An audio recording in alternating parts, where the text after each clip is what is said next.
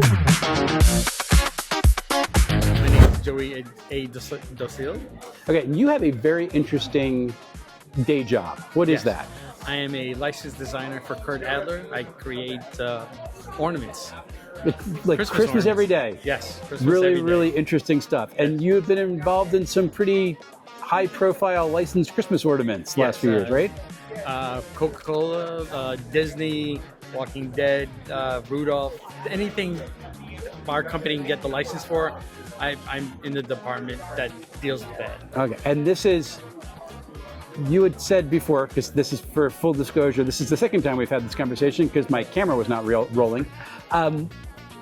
Christmas every day, not as awesome as it sounds. Not after 18 years, no. No, it is work. Yes, it has become work, and Christmas for my family is fine, but for me it's just another day. It's another day, yes. Believe me, I understand. So you've gotten in the last couple of years into freelancing. Yes. So what drew you to do freelance work, especially now in fantasy worlds, rather than Christmas ornaments? What got me into freelance was COVID. My third bout of COVID, I got so the first two times I was fine. Third time I lost the will to draw. So my wife got me the iPad and the iPen, and it motivated me to start drawing every day, and it also changed my art style. Gotcha. So, and we had talked about that. What changed in your art style? Like, what was the big free up for you there? Before I was very tight, and a lot of my art was stiff because I guess that's how I was. Because when you're drawing physically, you're really focused into it, and when I went digital, I became much more relaxed. And if I made an error, I can always just backspace. Whereas if you made an error in ink, that was it. Gotcha. So, and like I said, the artwork that you have now, especially with these heavy inks that are really here, there's a lot of frenetic energy to it, which is a really neat shift. So you had been hired by Cannibaal Publishing specifically for one particular thing. Yes, the Greyhawk Gazetteer Revised. So, which I'm going to hold this up to the camera, if I may. Yes. So that is an homage to the original cover of the box set, which is frantic, absolutely gorgeous. Thank you. And you've worked with them ever since. Yes. So, what was your introduction to TTRPGs? Was it Greyhawk? Yes, I started in 1980. I went to the High School of Art and Design, and so we were all illustrators, photographers, and my high school had a D&D club, and I got into it, and that was it ever since. And of course, my Dungeon Master then is still my Dungeon Master now. We meet every Friday night, but now it's only digital. So you're playing online? Online, yeah. But he's the same guy, and maybe one other friend from our original group. Everyone else has either stopped or passed away, or. Oh, okay. I'm sorry for that. We're all 60 now, so. That's you are not 60. I just turned 60. Okay. Well, I mean, maybe working Christmas every day. You don't look a day over 55. Alcohol. It's supposed to age you. I got the reverse of it. So. Reverse effect. That's awesome. And over the course of the last few years, you have been introduced to some new games, which has that further changed your style a little bit? Yes, because all I ever knew before this, and when we were playing, even when I was in the military, I played Dungeons and Dragons. But ever since being exposed to Cannibaal Publishing and the whole con world, like I didn't know what OSR was. I had no idea what Shadow Dark was. So this has all been a great and expansive thing for me. That's awesome. So you are at a convention. You just said you were introduced to like the con world, the wider thing. Yes. You're here with Cannibaal Publishing. Yes. We're going to try to get the founder of Cannibaal Publishing on interview at some point, but he's running games for like 14 hours straight. Yes. Not that I'm upset about this or anything. So for you personally, as an artist coming to a convention like this, like what do you hope to get out of it for you? Me, this is my relaxation, my day job, and I have family and kids. It's like, this is me just. My wife's asked me, what am I doing? I'm just here to experience and be with like-minded people. Troy Alleman from Cannibaal Publishing. All right, so this is the first interesting question. That's an interesting name. So where did you get Cannibaal Publishing?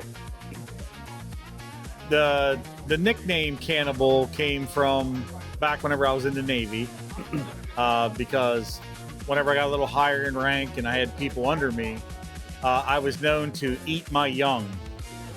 So the people that I mentored and trained, I was very tough, very hard, very difficult on, but everybody that I trained either became an officer or a Master Chief Petty Officer in the Navy. Okay. So I was hard, fair, but that's where I got my nickname of Cannibaal and where it came from. And then that converted over into gaming for like MMOs, for a character name. And then, you know, a few years back, whenever I decided to make Cannibaal Publishing, I was like, well, might as well just keep using the name. So that's your history, origin of Cannibaal Publishing. Okay, that is absolutely fascinating. It's not, as a marketing strategy, Cannibaal is not what I'm usually going for, to think about, hey, this is something I want a really long-term commitment to. But so how'd you get your start in Cannibaal Publishing? I was part of a Discord, Cannon Fire Discord, and a couple of us were talking about writing something, and another individual kind of made fun of us because they were already a WotC published author and called us jock sniffers. And he didn't know the other person, Gaetano Lafave, he was already published with the Lost Laboratory of Qualish. Okay. And at that point, it was like, hold my beer. And I'm like, you know what? I'm going to do this. And I created my first adventure called The Arm of Qualish, Okay. set in Greyhawk. And then I knocked out another one in Ocean's Bounty, which is free on the website. And then that individual actually sent me a message and told me congratulations and whatnot, because, you know, one is enough, but two is, you know, that's an accomplishment, you know, because you stayed the course, you still do the commitment and keep going. And I've just been self-teaching myself as I go, trying to learn more bits about, you know, design and layout. Okay. You know, a better editor, even though you really shouldn't edit your own stuff. But I do have a lot of volunteers. I mean, just like they say, it takes a village to raise a child, you know. Cannibaal Publishing, my motto is for the community, by the community, and the community pitches in and helps with it at this point in time while I'm trying to grow the brand. Awesome. How long have you been around as Cannibaal Publishing? About 3.5 years. Okay. So you're still getting your feet wet in some respects, but you have some really cool products out. You have a Greyhawk Gazetteer. Yep. And a Forgotten Tomb of Asarak. So is it mostly Greyhawk stuff that you're working on right now? I'm also working on Greyhawk, and then I'm also doing a lot of Shadow Dark. Gotcha. Stuff. Okay. So the other books over here are just small adventures, the map packs, stuff we got coming out. For Shadow Dark is Curse on a Coastal Town. Okay. It's a 10 different adventures all set around a coastal theme with one big bad to fight at the end. Okay. They can be ran in any order. They're written as such to accommodate that. That was very painful to make sure, you know, that you have it set up like that way. And then the other Shadow Dark is the Forgotten Tomb. The Tomb of the Umbral King, which is going to also come out later this year, potentially as a Kickstarter. Okay. For my first Kickstarter, and then the two other books for Greyhawk, the Telchuria Gazetteer, which is almost completely written, and it'll go to editing and then design and layout. All the art is for it by Dan Smith. Awesome. And then in the 2024 Dungeon Master's Guide, they listed as the three evils, Tomb of Elemental Evil, Ayuz, and Tiamat. So this adventure here is going to be how Tiamat escapes her prison in hell and is free to roam. Got it. Sounds absolutely fascinating. And then the most recent thing, this is going to come out. This is going to be a module, Something Wicked, for the Ravenloft Very cool. setting. Like they're releasing a new book here June 16th. So our target is to have this module out, which is going to be 32 to 36 pages. Awesome. To come out within 2 weeks of that. To one, capitalize off of all the hype for that, obviously. But this is going to be at least a 3-part series. So this will be part 1 for it, and it'll be releasing on DM's Guild. So you are publishing most of the stuff on DM's Guild? Anything Greyhawk or with Wizards of the Coast, D&D, you have to. That's your only option. Because that's the license. And you have to write it in 5.5 edition now.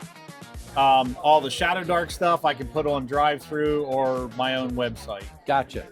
Cool. Now, how'd you first get involved in RPGs? Way back whenever I was a kid, my neighbor had the Holmes box set. And that was my introduction to Dungeons and Dragons. And then I graduated to the Moldvay basic and expert sets.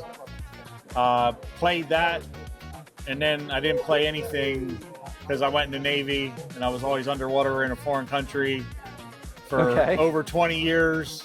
You were you submariner? Yeah. Okay. You know, tried Magic, you know, because that was smaller. Yeah. But as a submariner, you just don't have any time. Right. So that whole period, I didn't get the game. And then whenever I retired, I started to watch streams and get back. I didn't have anybody really to play with, though. Then I went back to school, used my GI Bill, got my bachelor's and my master's. I worked for Natural Resource Conservation Service with conservation with farmers and forestry landowners for conservation efforts. Now, but during that time at college, I got back into it even more, playing a little bit here and there, but basically doing research, reading, watching streams, slowly getting back into it. And then that event happened and it was like, okay, we're doing this. I can do this, you know, and I practiced a lot with, I can do semi-decent cartography work. But yeah, that's basically so interesting, because you were Holmes Basic to BX. That's the known world setting. Yeah. What drew you to Greyhawk to do published works for Greyhawk? Nothing really until I came back. Like I was never like grounded into Greyhawk or Forgotten Realms or anything, because I had that huge gap from there. And then with watching the streams and everything, and then I joined that Discord, Cannon Fire Discord, and that's what all those guys pretty much talked about was Greyhawk. So that's how I got into it. And then Leonard Lakofka, who passed away a few years back, he his last dying wish was to have his material that he never published to get put out. So Anna B. Meyer, who's a cartographer for Greyhawk, she's awesome. You know, and Josh Pop, who is like the #2 guy up at GaryCon. They asked me if I could help, because they were afraid, because nothing was moving with getting it done. So I'm like, I got this. So and Len's stuff is all first edition. So I went through the entire archive. We looked to see like, okay, how many pieces do we have here, and how many products that we can put out or whatever. And we just started knocking them out. I'd get an art guy. Dan Smith did a lot of the art for that. And then I have a layout guy, and I didn't change any of the original text. That was like my hard line. It's like, we're not I don't care. It's Len's writing, it's Len's work, so it's going to stay that. And then we put it together, and then get a limited run of 25, 30 copies, and they would debut at GaryCon each year. Oh, wow. So if you weren't lucky enough to get a printed copy, you can always go to our website, cannibalpublishing.com, or Anna B. Meyer's website, and you can download them for free. Anna is awesome. Yep. And I submitted Len's Ravages of the Mind for an award last year for an ENnie.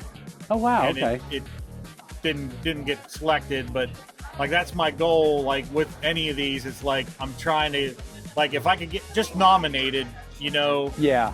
I would be tickled pink, like to get that, you know, and then awarded to his husband, you know, posthumously or whatever. That would be awesome. All right, one last question for you. Yep. So you're from, where are you from, coming down Shippensburg, from? From PA. Shippensburg. Oh, you literally have the shirt on, so you're from Ship. So you're down here in Vineland, which I mean, there's no good way to get here from there. So, and it's a smaller con, about 800 people. What value is it for you as a small publisher to be at a smaller convention like this? Overall, well, one is it's convenient because it was just over 3 hours to get here. And also I'm working on building my brand. So how do you do that? You got to get out, be visible, run great games, which I've had all great games and great feedback. It also provides an avenue for play testing and beta testing, you know, and people get excited. It's like, hey, you know, if you want, sign your name down here and you'll be credited as a play tester, you know, for said adventure or game, which is going to get published. And, awesome. I mean, that's just the best thing is, like, what gives me auction is whenever you run a game, and I had great reactions in Adventure last night with the one. Everybody had fun. There's a couple guys, their first time ever playing Shadow Dark, and they were ecstatic. And it's like awesome. Like that's the joy you get whenever, you know, you have those events, you know, for the con, because to me it's all about the adventure, you know, providing quality entertainment, and they're going to come back. Yep. You know, and that's what I want to do with also supporting small cons as well, you know, because the people are the community.